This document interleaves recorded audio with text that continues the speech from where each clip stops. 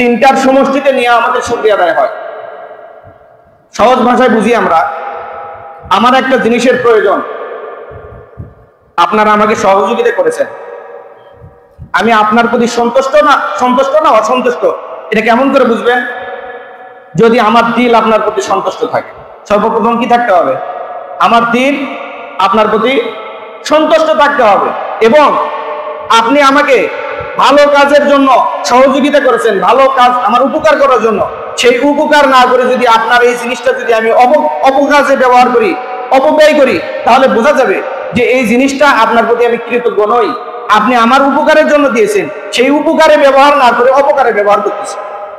যেরকম আমার পরিবার খুব ক্ষুধার্ত, আমার পরিবারের সকলে কি আছে? খুব ক্ষুধার্ত। তাদের ক্ষুধার্ত নিবারণ করার জন্য আপনি আমাকে কি করেছেন? কিছু সহযোগিতা করেছেন, কিন্তু এই টাকা নিয়ে আমি মদ খাইতেছি, পরিবারের উপকারে ব্যবহার করতেছি না। কিন্তু আমি আপনার থেকে কি জন্য নিয়েছি? পরিবারের উপকারের জন্য, তাদের ক্ষুধা নিবারণ করার জন্য। কিন্তু আমি কি করতেছি? মদ খাইতেছি, জুয়া খেলতেছি, যত হারাম অন্যায় কাজ আছে সেই কাজে ব্যবহার করতেছি। এই দৃশ্যটা যখন আপনি দেখবেন, তখন আপনি আমার প্রতি সন্তুষ্ট থাকবেন না অসন্তুষ্ট হবেন? যে লোকটাকে আমি টাকা দিলাম, তার পরিবার ক্ষুধার্ত, তার পরিবারের জন্য দিলাম, আজকে অন্য কাজে ব্যবহার করতেছি, এটা না শুকরিয়া আদায় হলো, আপনি আমার প্রতি অসন্তুষ্ট হবেন।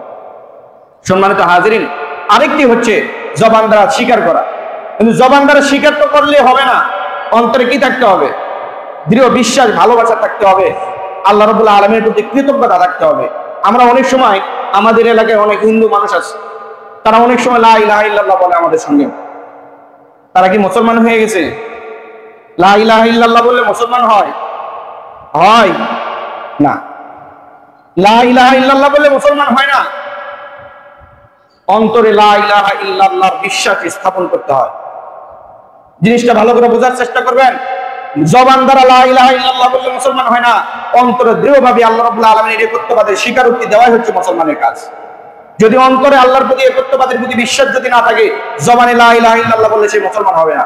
ঠিক তেমনি ভাবে আল্লাহ রাব্বুল আলামিন অসংখ্য অগণিত নিয়ামত দিয়েছেন, এই নিয়ামত পাওয়ার পরে যদি আপনার দিল বলে আল্লাহ রাব্বুল আলামিন এগুলো নিয়ামত আমার অনুগ্রহে দিয়েছেন, আমার ভালোর জন্য দিয়েছেন, অবশ্যই এই নিয়ামত আল্লাহ রাব্বুল আলামিন আমাদের ভালোর জন্য, তার সঠিক কাজে ব্যবহার করার জন্য আল্লাহ রাব্বুল আলামিন দিয়েছেন। এরকম অন্তর যখন আপনার স্বীকারোক্তি দিবে, তখন অবশ্যই এই নিয়ামত সঠিক কাজে ব্যবহার হবে। অর্থাৎ আল্লাহ রাব্বুল আলামিন যে নিয়ামত দিয়েছেন, এই নিয়ামতের প্রতি কতটুকু সন্তুষ্টি আছে আমাদের, এটা আমাদের দিল বলে দেবে। আমরা কখনো স্মরণ করি না। এই জন্য যে নিয়ামত যখন ব্যবহার করি, আমাদের ইচ্ছা মতো ব্যবহার করি, ওয়া ইলাইহিন নুশুর, পুনরায় জীবিত হয়ে আল্লাহ রাব্বুল আলামিনের কাছে ফিরে যেতে হবে, এই চিন্তা ভাবনা আমাদের নেই।